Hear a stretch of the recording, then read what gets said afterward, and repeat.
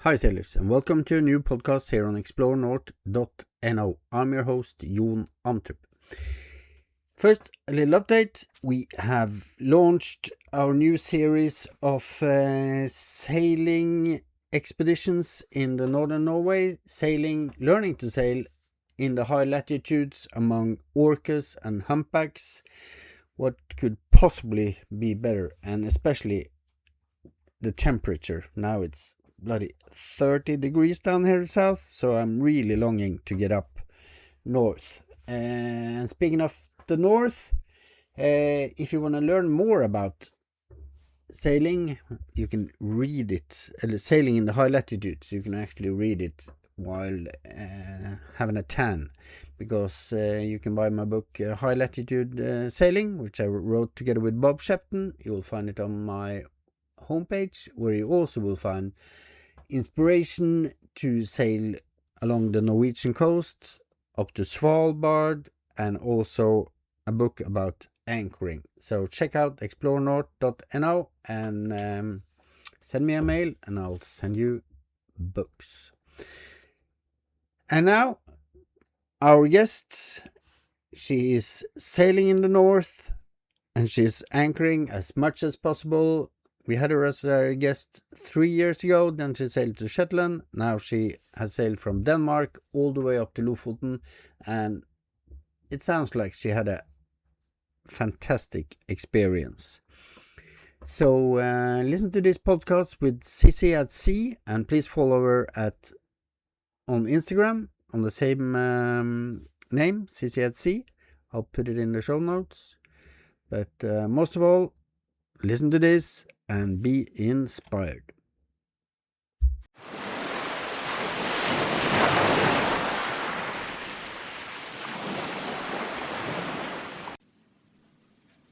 Hi, and welcome to a new podcast. I'm at anchor in Hvaler on the Norwegian coast down south, and way up in the north we have Sisi. Hi, Sisi. Hi. Hi. It's been 3 years since we talked on the podcast last time, and a lot of things have happened. But first of all, if you look out of the boat now, what do you see? I am in Reine on Lofoten. I wish I could say that I could see all of these stunning mountains, but the weather is not very nice. So most of the mountains are covered in thick fog, and we have a small gale going outside. So there's waves even in this small harbor. Oh, that's not good. So you haven't been up on Reinebringa yet? No, not yet. We are hoping that No. we can go tonight when the wind will come down. Yeah, because you don't have the problem with sunlight, do you? No, we have the day is endless here, or in theory the sun has just begun to set, but it's not something that's bothering us. I saw a sailing video from a friend sailing down in Denmark on a night sail, and the only thing I thought was like, poor you, the sun is still setting down at your place. Yeah, because it makes you a bit crazy with all of that light, but for me this is like the most magical thing about sailing in the north. I used to live in Greenland also, and the endless day just makes you feel like you can do everything.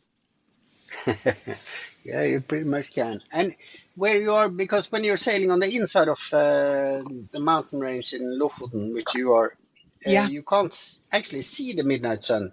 But No. on the beach inside the fjord where you are, you can see it. Are you going in there? We were Sognefjorden. Is that the one you mean? Yeah. You can go to Bunestranda. Yeah, we were thinking about going into Sognefjorden. The thing is that I have another boat now, so I have to be a little bit aware about the bridges.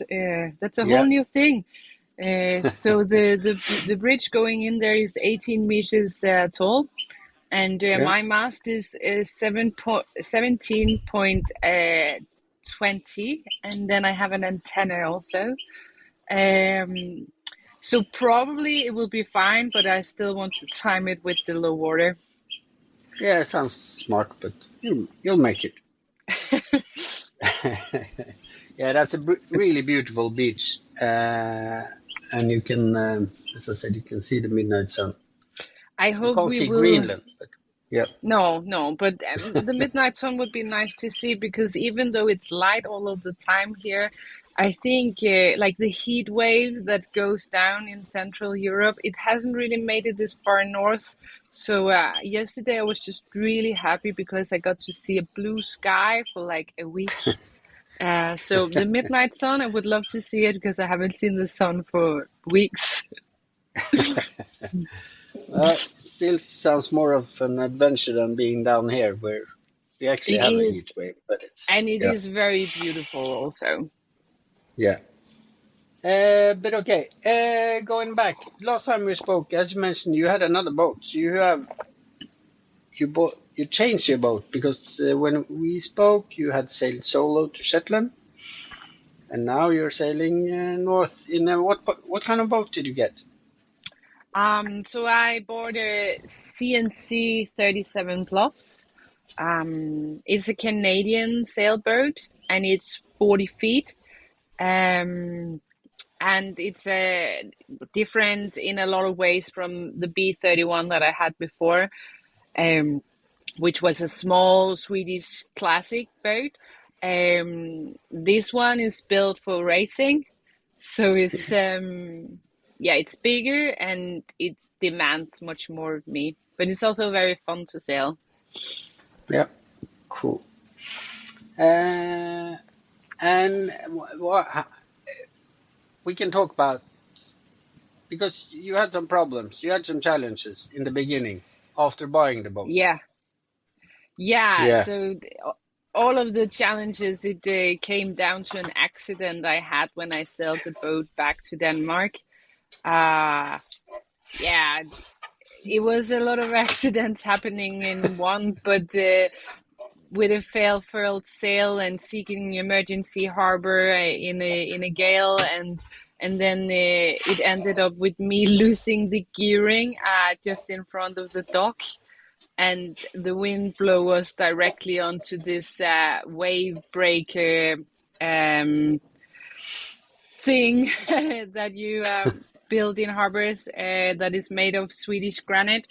And the boats, they don't like to lie there. And mine didn't either. So I had some damages to the keel, and that has just been a huge challenge, because we didn't discover all of the problems at once, and in the end it meant that the boat has now been in 3 different shipyards to be repaired, but now it should be working.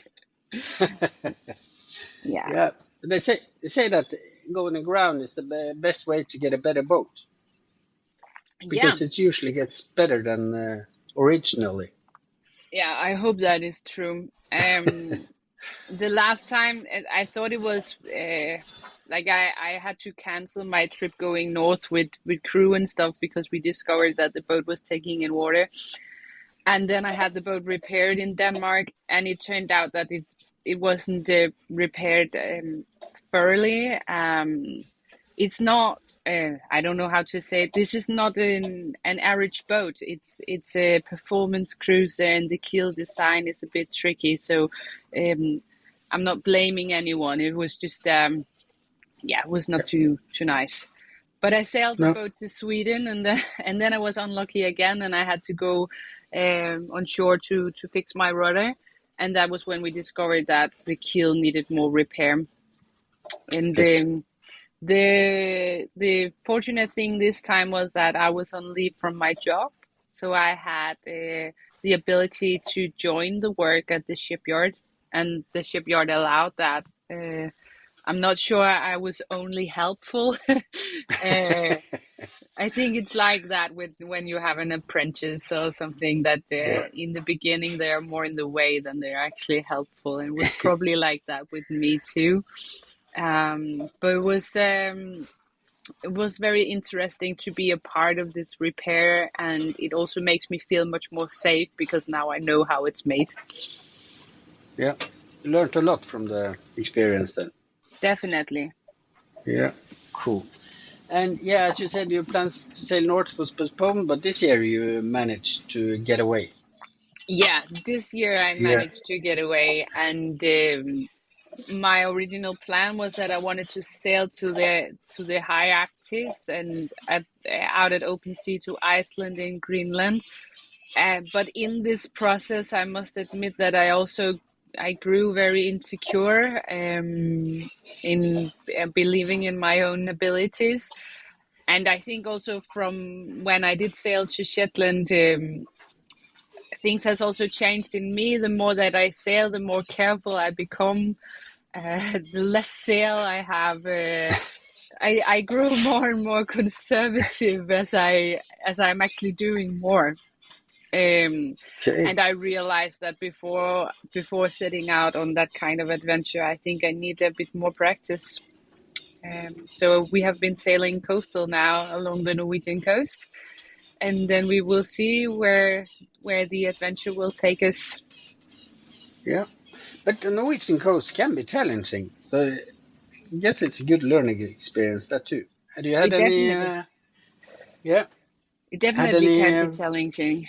Uh, Yeah. but we had all kinds of weather, and when you are sailing in the fjords or around these mountains, you can have these winds that comes rolling down from the mountainsides, and that can be, I think that is a challenge when you're sailing, but for me also when I am lying at anchor. So when you have to trust your anchor, and at least for me, I have noticed that I need to do this a lot of time before I actually feel like this is safe. Yep. And I still have to, like for example, now we have a gale, and I am in a harbor because that feels the most safe. I'm sure it can be just as safe to be at anchor somewhere if you know where to anchor. And at some point, I will have to expose myself for that experience. But I just need to, I don't know, grow the comfort a bit. Yeah. But that's sounds like a very sound way forward. And you are in Lofoten, and there's not that many anchorages in Lofoten No. actually. But I've anchored in Træna in the Mm. harbor, Yeah, I and that's saw pretty someone do nice. that. Yeah. Yes. Another place which you might consider later on is Gullvika, Mm. which is north or east northeast of Svolvær, which is a nice anchorage Yeah, and very well protected. Yep. I have it mapped out. Yeah. But you started your Norwegian cruise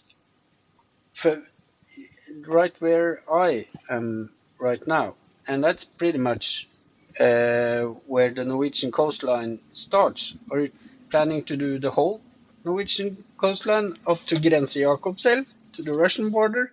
Yeah, I would love that. And Yeah. if there wasn't a conflict in the world, they would have continued to Russia.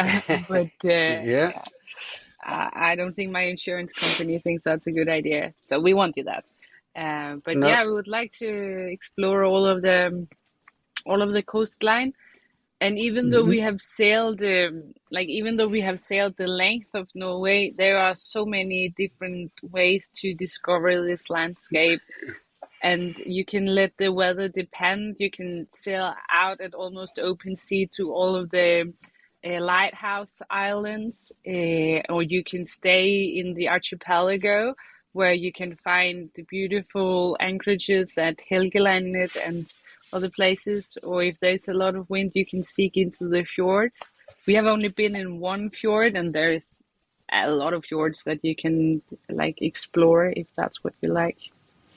Yeah, but you picked the second longest fjord in the world when you Yes. decided for a fjord. Yeah. And the longest fjord in Norway. Yeah. How was it? It was very nice. We were actually able to go for sail all the way into Balestrand, where we had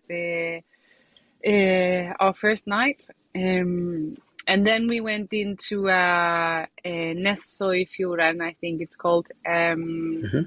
That was at Indian because there was no wind. But in there's actually a beautiful anchorage spot also that really, that's one of the most amazing places that I have been. So beautiful. Nice. And then the next day we ended out again, and then we also sailed out of the fjord, but this time we had headwind, so we tacked a lot. I think most people would have stayed at anchor that day.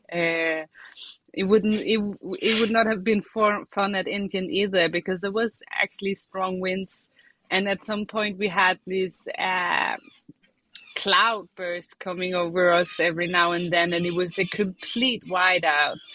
And I remember that I just saw it in the horizon, and I said to my boyfriend that I'm sailing with now that we need to furl the front sail now. And then we just made it, and then it was a total whiteout. And I was sailing only on the instruments, but it was not that difficult because I was tacking, so I just had the mainsails centered, and then it was just to turn the boat. Yeah. But it is Nice. weird when like the horizon disappears completely and you cannot see anything. No. Oh, that's fjord sailing for you. What you've been posting your favorite anchorages along the fjord, along the sail. I have. Anyone particular you wanna tell us about? Well, that spot inside of the fjord, that was very beautiful. Yeah. And there is different places, like you can have, like for example, when you're going up the west coast and you get to the area around Stavanger, I really like Kvitsøy. There you can anchor and you can also dock your boat. And you have all of these possibilities to your next move. So it's just a good stopover. Like you can stay there and you can continue north. You can go into the archipelago. You can go into the fjords. You can even go west if you want to go to the British Isles. So it's just a nice stopover.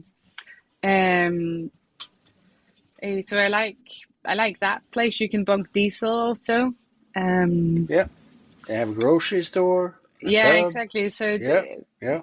I like that spot for all of the possibilities that are there, and it is beautiful also. Yeah, very beautiful. Yeah. Then on the east coast, I was in some isolated anchorage called Lusefjorden. Lusevågen. Yeah. But that's I think that's a very beautiful spot, and you feel completely isolated when you're at that anchorage. The minute you move your boat out of there, you will see that there is like cabins everywhere around you, but in that spot you cannot see them. Anyone? Ah, nice.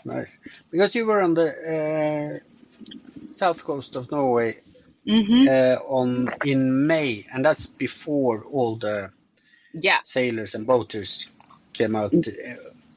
How did you meet a lot of boats?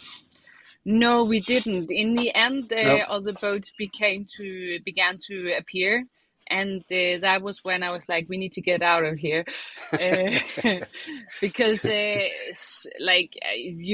Sørlandet and the Swedish west coast and the harbors of Denmark, they are very crowded in the summer, and that's wonderful if that's the kind of sailing that you like. I prefer the more isolated places, and when you meet someone, you're very happy. Yeah, sounds way better. What? But the west coast and the west coast of Sweden and the east coast of Norway has something that the west coast doesn't have, because the tidal is so low. it's much easier to moor directly at the cliffs. And even if it should be possible, like it's hard to find a spot up here where it even should be possible. But even if it was possible, the tidal would make it dangerous, I think. So it's very challenging. Yeah.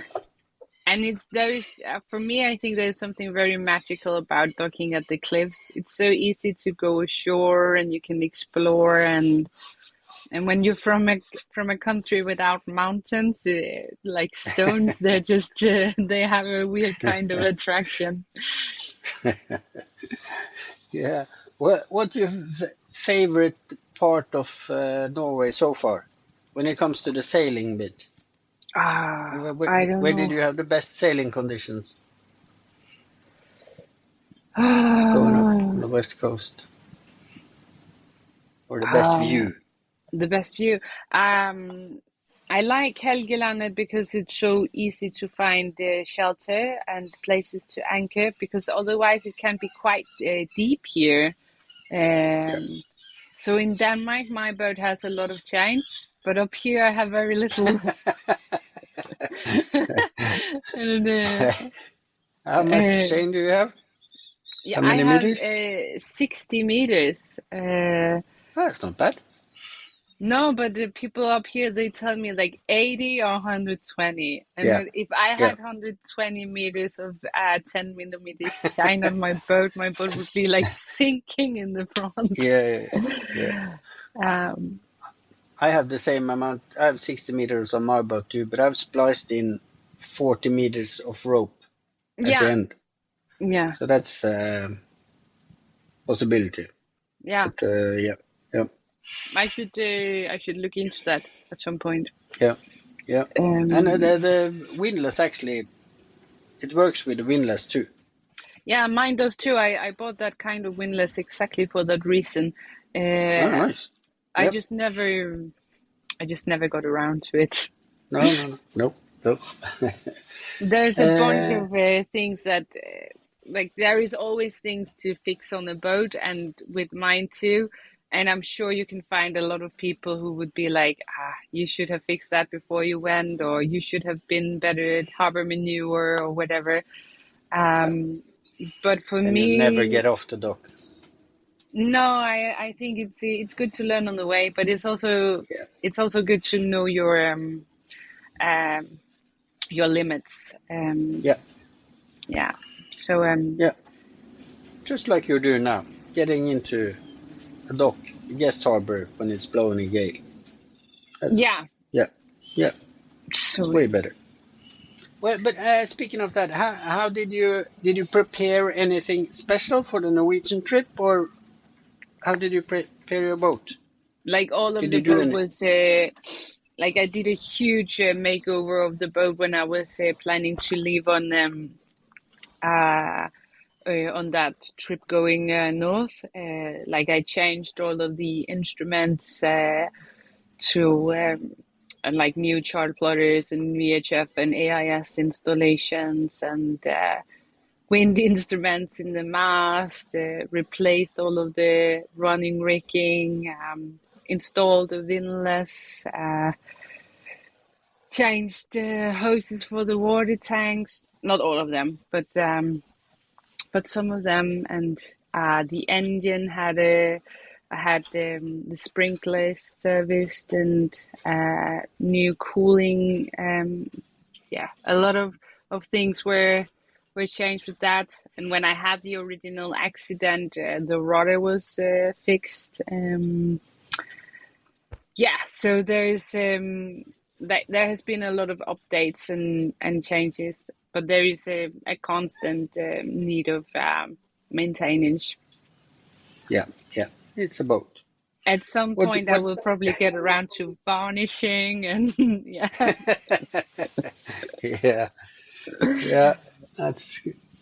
it's getting pushed down the priority list, isn't it?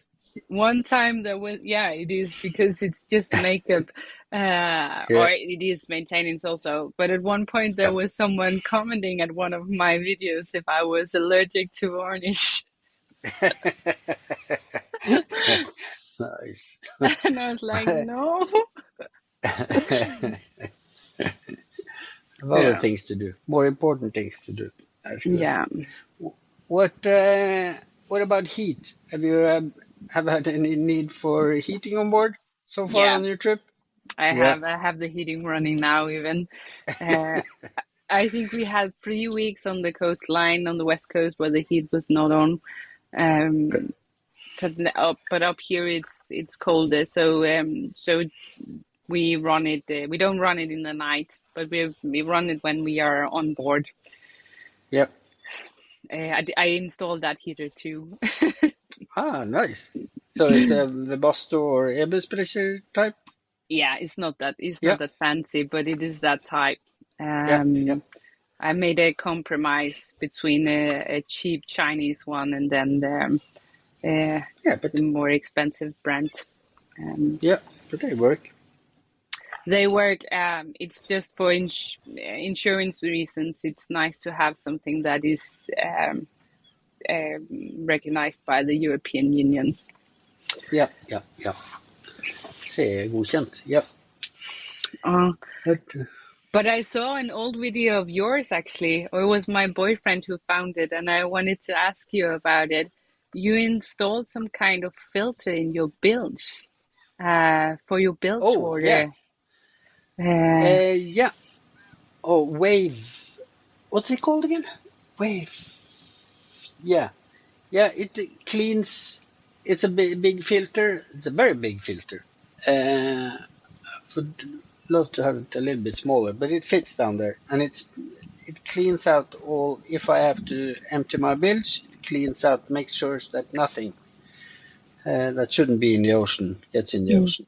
Yeah. So it takes out oil and diesel and whatnot ends up in the bilge, and there's a lot of things ending up in the bilge. Yeah, at least in my build. So I wanted to install that kind of filter. Yeah. Yeah, I'll make a note of it in the text to this podcast. I'll send you the link to it. Yep. Nice. It's a nice, very nice solution. A lot of boats have gotten it. Sorry that I don't remember it at the moment. No, that's fine. It was just I thought it was a nice idea. Yeah. It is got to do what you can to keep the ocean clean, don't you? Yeah, exactly. Yeah.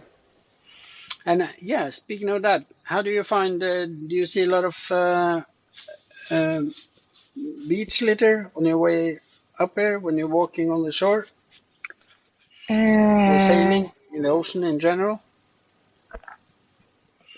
Yeah, I think I don't know, maybe I haven't been looking for it lately. But on the I saw a lot on the east coast, the west coast of Sweden, and also on the east coast of Norway. But up here I haven't seen as much.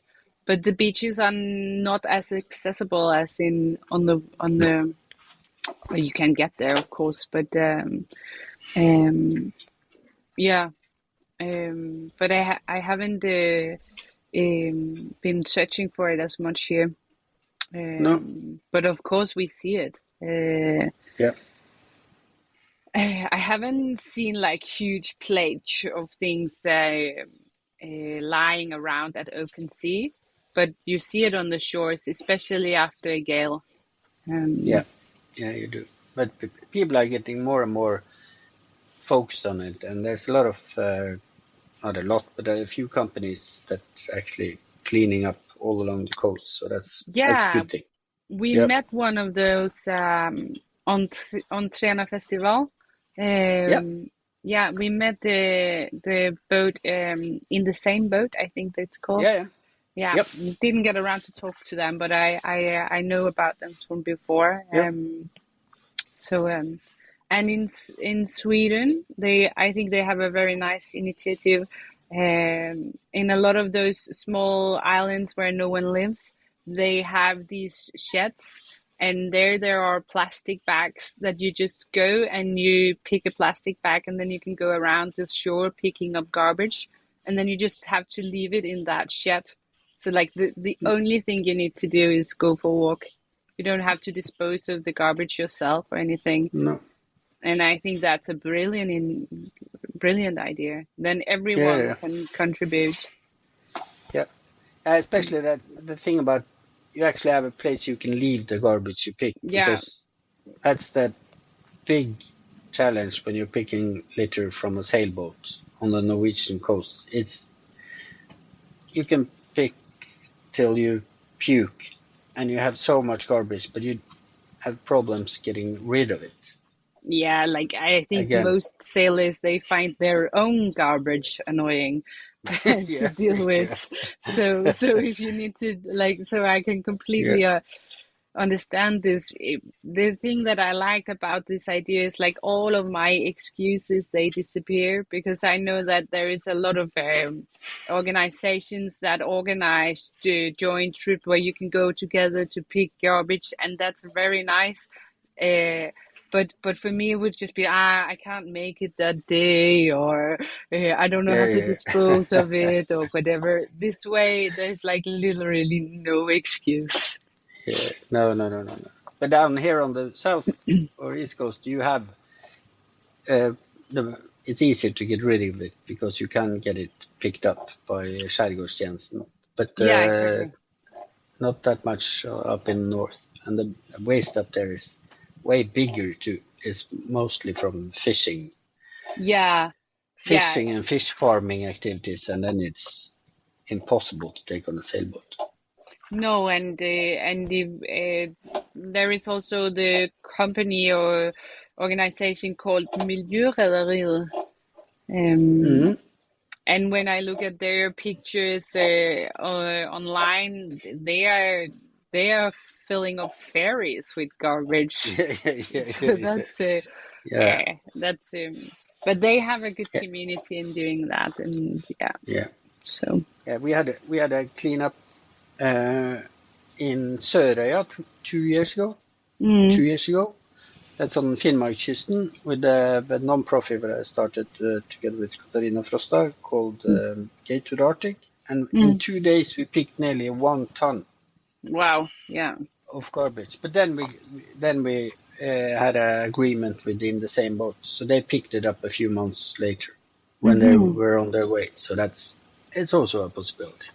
But it's important that everyone at least pick a small bag and bring it on board, or you can Mm. always get rid of it at some point. Yeah, speaking about to a more funny topic than beach litter, Træna Festival, Yeah, the big music festival in Helgelandskysten. How was it? I think it was wonderful. And so my boyfriend has been there before. So he knew about this festival, and he just came up to the cockpit one day and said, Sisi, I have fixed something for us. I've signed us up as volunteers." uh, and That's nice. that meant that we had a deadline going north, so that we needed to like make use of all of the days that we actually had winter sail. It was very fun because I felt like we were sailing hard, almost every day.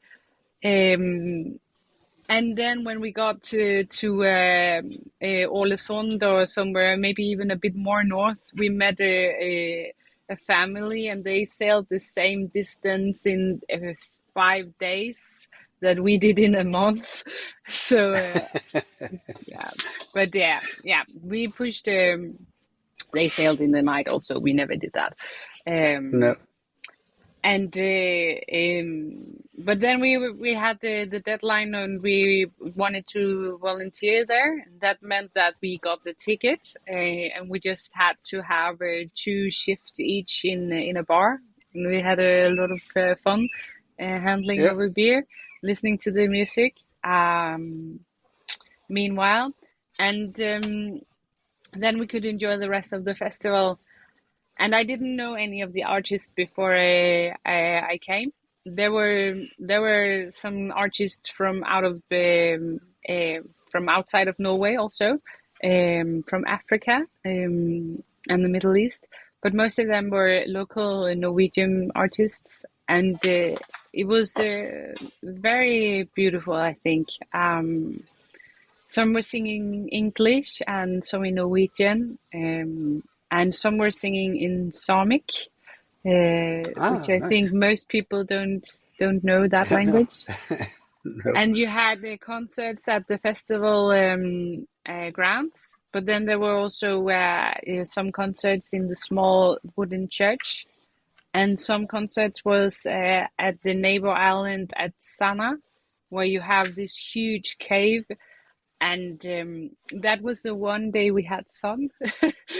um, but that was something very unique, and I can hardly describe it. But when you hear this woman singing in her native language in Sarmik, and it's inside of a cave, and it makes and everyone, you have 1,000 people sitting outside of that Yeah. listening to that. That was something special. Yeah.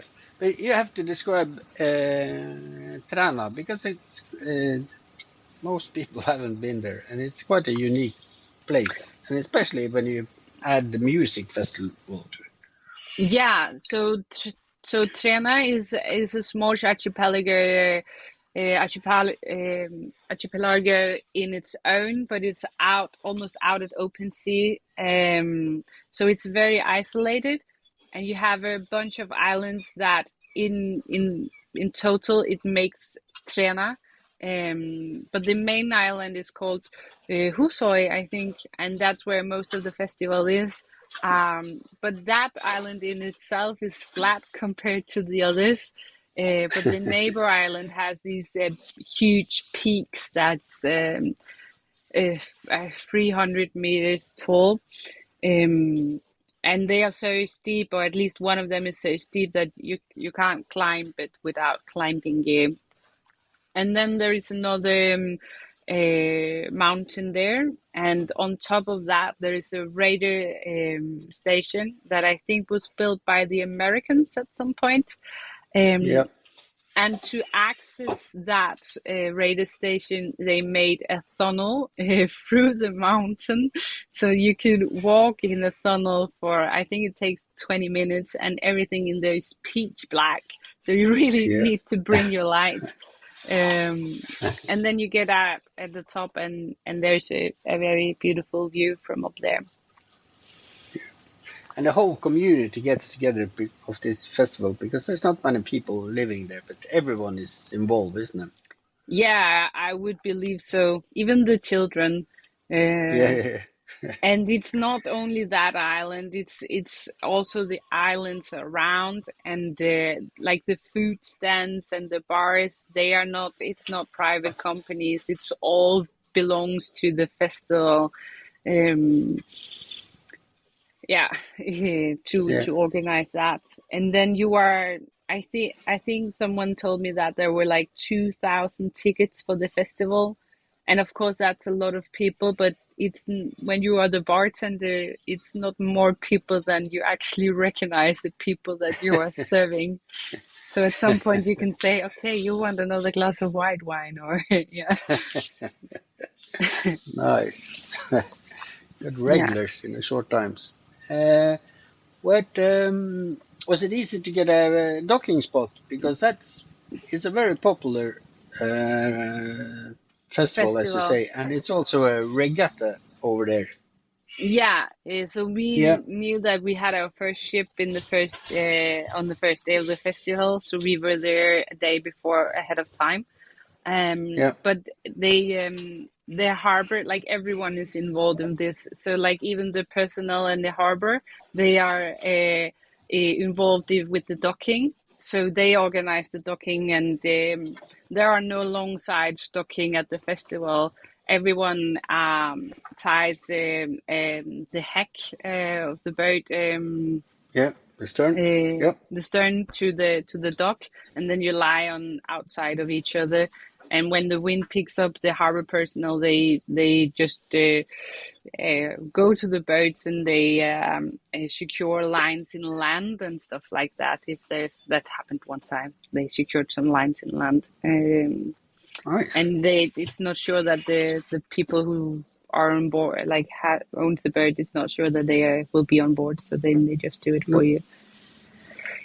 I think that was very organized and easy. and so Yeah. the harbor was almost full, but it was not a problem. Nice. No, I've never been there on the festival. I've been there the week before or something. But the pictures from because it's a tiny harbor. It's It's more you if do you. the There were some people who wanted to. You can sail yourself to Sana if you want.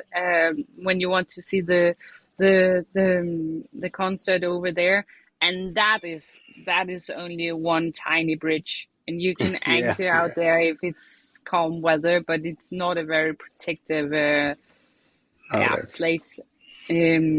So we took the public transport going there and left the boat on the yeah, mainland or the main yeah, island. yeah. It's very exposed, but it's very beautiful with the small cabins on the beach and the mountain walk there. Yeah, and Yeah, we went to Sana some days before the festival just to experience the island before there was a lot of people there. yeah, I think Sana is one of the most beautiful places that I have been in Norway. It's really yeah, impressive. yeah. It is. And people should go there. But you also, and then you went to Lofoten from Helgelandskysten, and you started with the tip of Lofoten, didn't you? Yes, we Yeah, went directly from Træna to Røst. We had a good weather window, and we figured that even now that we already turned day and night upside down, we might as well continue. So that turned out to be a night sail, and we arrived at 4 o'clock in the morning. I have to admit that this was the first sail that I was not really involved in because after okay. I don't know how many thousands of miles, Poseidon decided that now it was time for me to learn how it feels to be seasick, and that's terrible. Yeah, I really cannot recommend it. So yeah. So a few hours into the sail, I got so ill, and I couldn't stay below deck. And when I got like up in the cockpit, I was very cold and still seasick. And at some point, I figured out that I needed to be warm more than I needed to be outside. And then I figured out that I could lie in the back cabin, and if I opened the window, then I would still have fresh air, and then I wouldn't be so seasick. And then I fell asleep, and I was woken up like a quarter to our harbor time, saying, "Now we need to take down the sails. Can you please be helpful?" Yeah. Nice. Yeah. Yeah. So you're not going to do that anymore. It's easy. Nah, I don't know. I don't think so. I think I don't even think that this was like super hard conditions.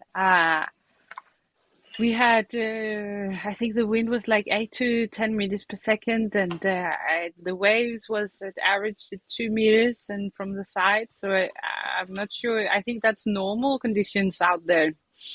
Yeah, Um, yeah. It was probably the festival bears talking. Yeah, yeah, I don't know.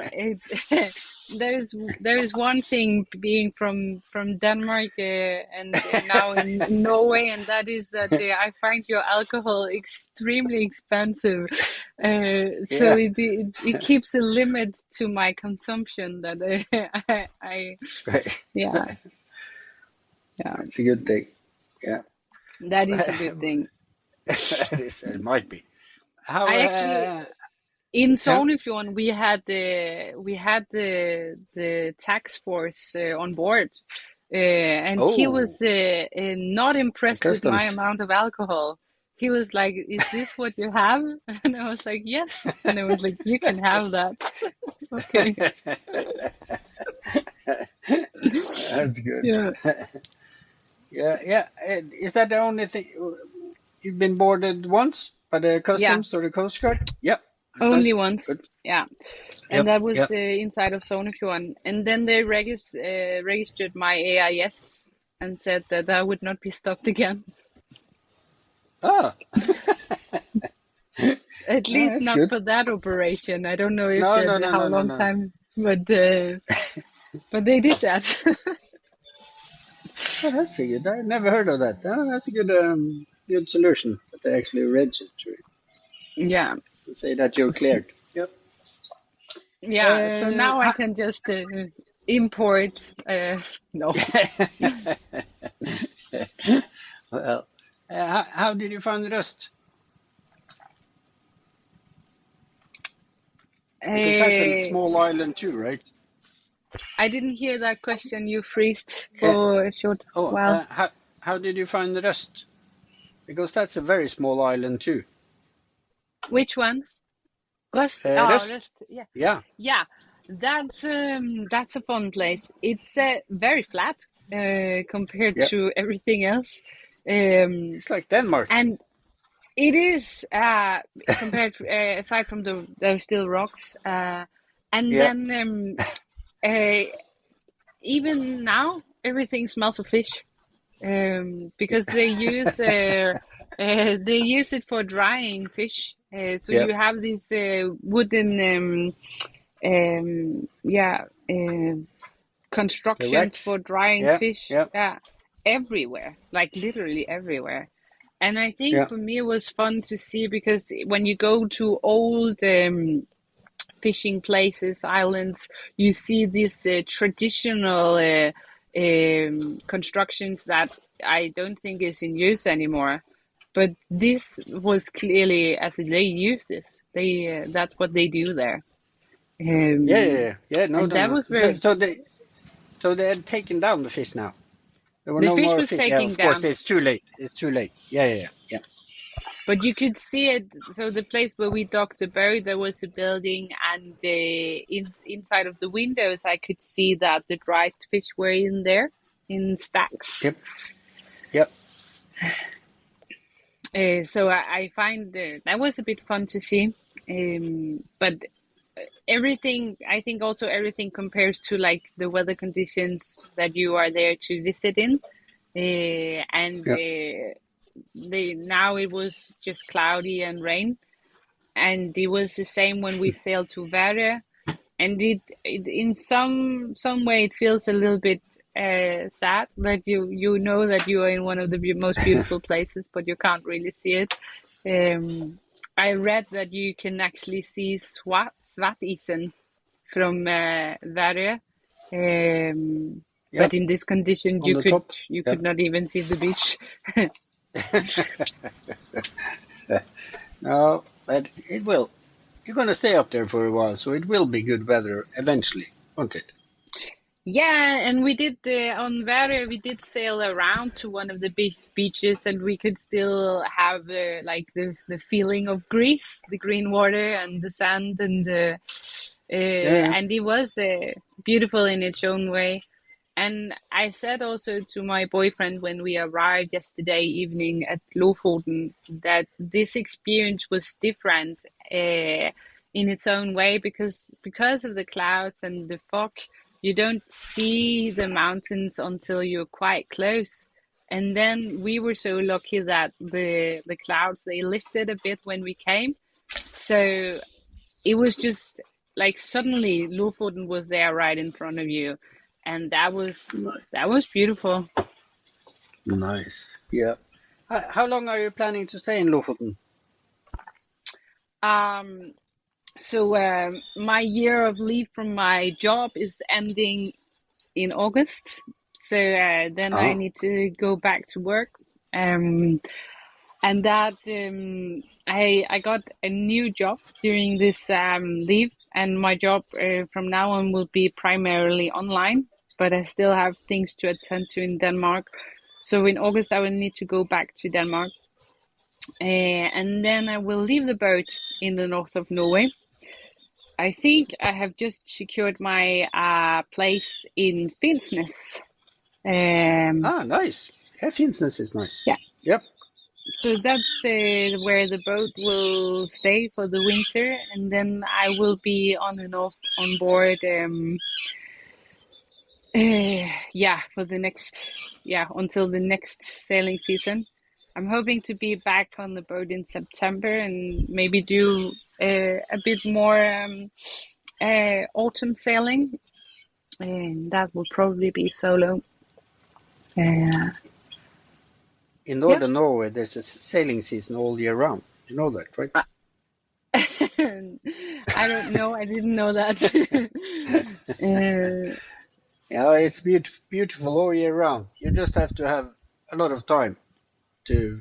Yeah, so that you can Yep. wait out for the right weather window. Yeah. Yep. But Finnsnes is a very good starting point for a lot of adventures in the wintertime too. Yeah, okay. So, And it's very was, sheltered. yeah, I was thinking that I would take down my sails and everything because of all of the storms, but I don't know. You think I can leave it on? No. Yeah, I would leave it on. Okay. You can sail up to the orcas and the humpbacks in Skjervøy in October, November, December. Yeah. That's beautiful. And in March, late February, March, you can sail down to Lofoten for the fishing season, the skerries or the skiing or, no. Yeah, okay. You should definitely spend some time sailing, not just living on it. Okay, and what about the engine? Because I was thinking to conserve that too. I'm not sure. You're staying in the not the guest harbor, but in the Finnsnes big marina. Yeah, I'm staying at the one in Gisund. Yeah, Gisund. Yeah. No, I think that you're going to be connected to shore power, and it never freezes.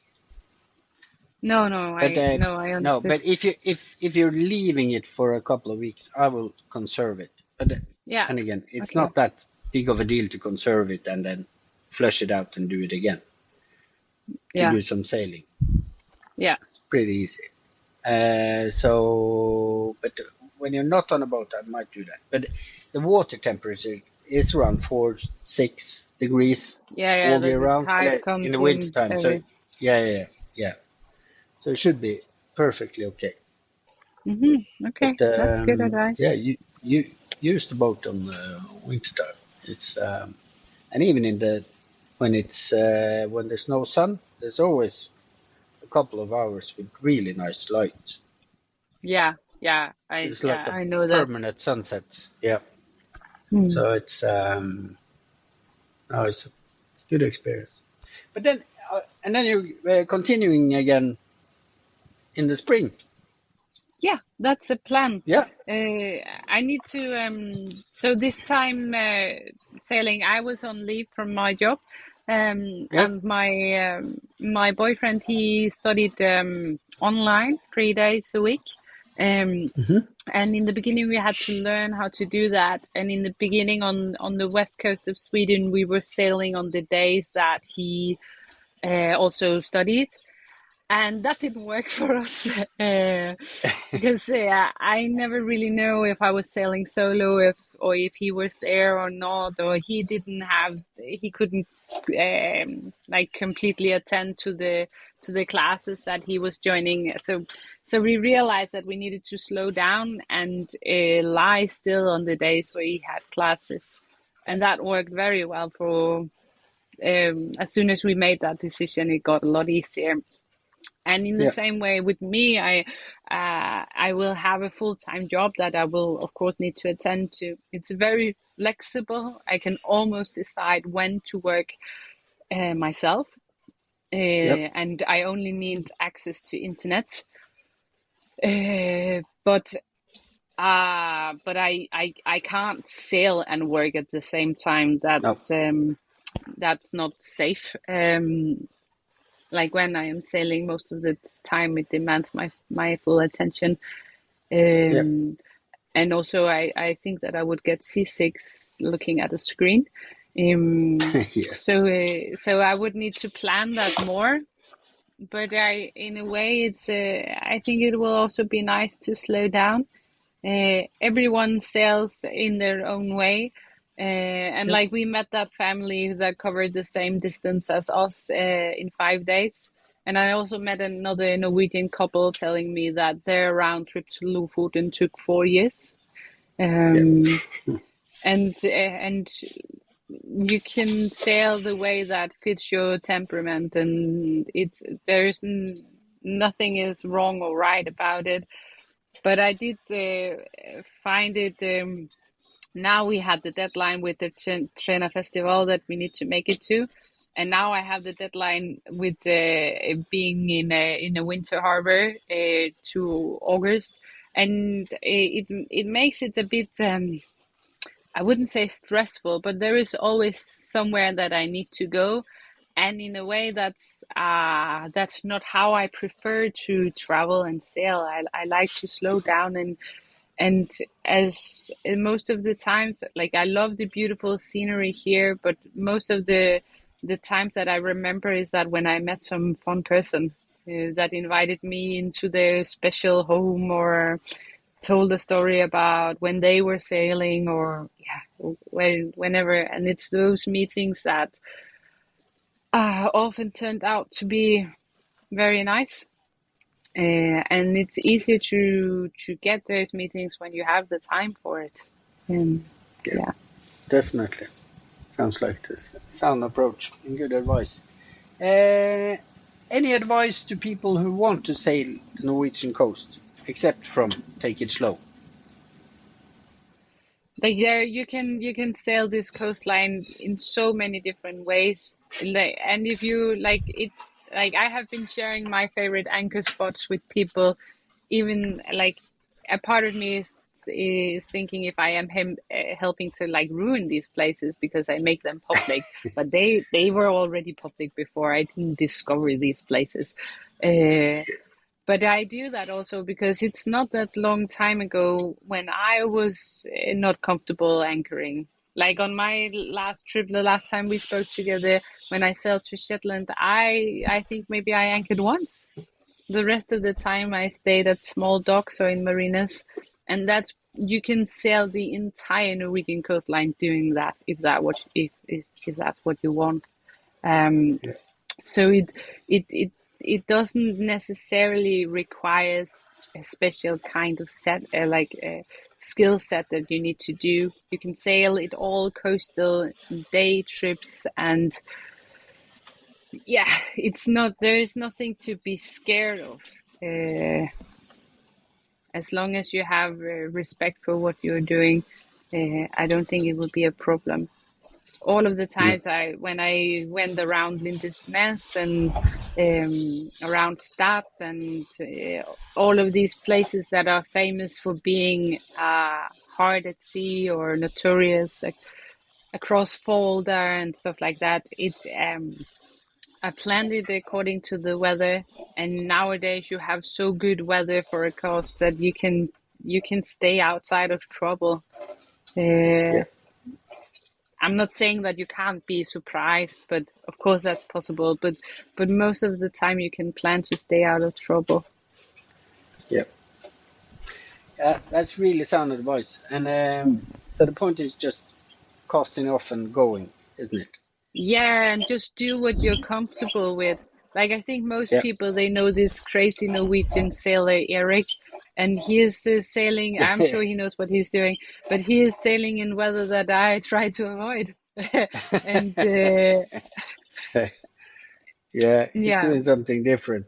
But he also enjoys the lazy days. And I was talking to him yesterday. Erik Ondra, no bullshit, just sailing. He's in Svalbard, trying to get the furthest north he can go right now.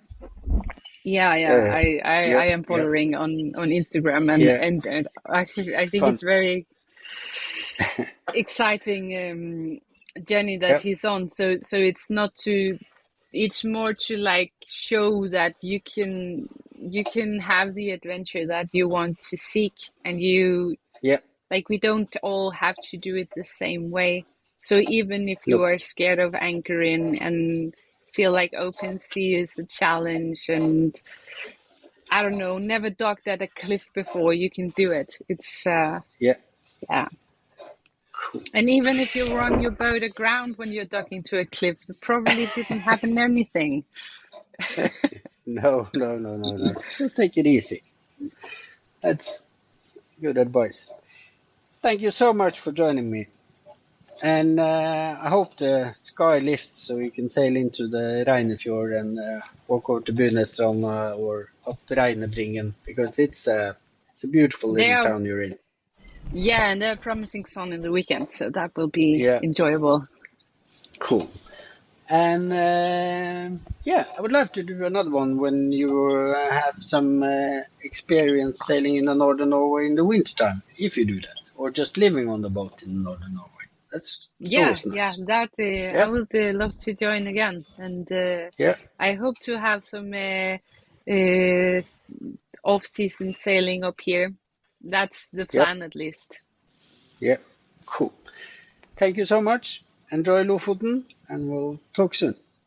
Yeah, thank you too. Thank you.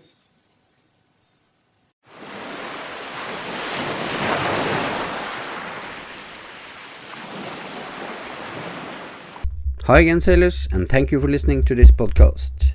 You will find more podcasts on explorenorth.no, both in Norwegian and in English. If you want to know more about sailing in cold waters, I can highly recommend, without blushing, the book I wrote together with Bob Shepton. It's called, surprise, surprise, High Latitude Sailing, Self-Sufficient Sailing Techniques for Cold Waters and Winter Seasons. It covers pretty much everything you need to know to get out sailing the whole year round and sailing to remote places in the world. You'll find it. You can buy the book on explorenorth.no, on Amazon, or have your bookstore order it. If you're interested in Svalbard, I also wrote Sail to Svalbard. You can buy them at the same places. So please don't hesitate to contact me if you have any questions at all. You'll find me on explorenorth.no. In the meantime, go out sailing.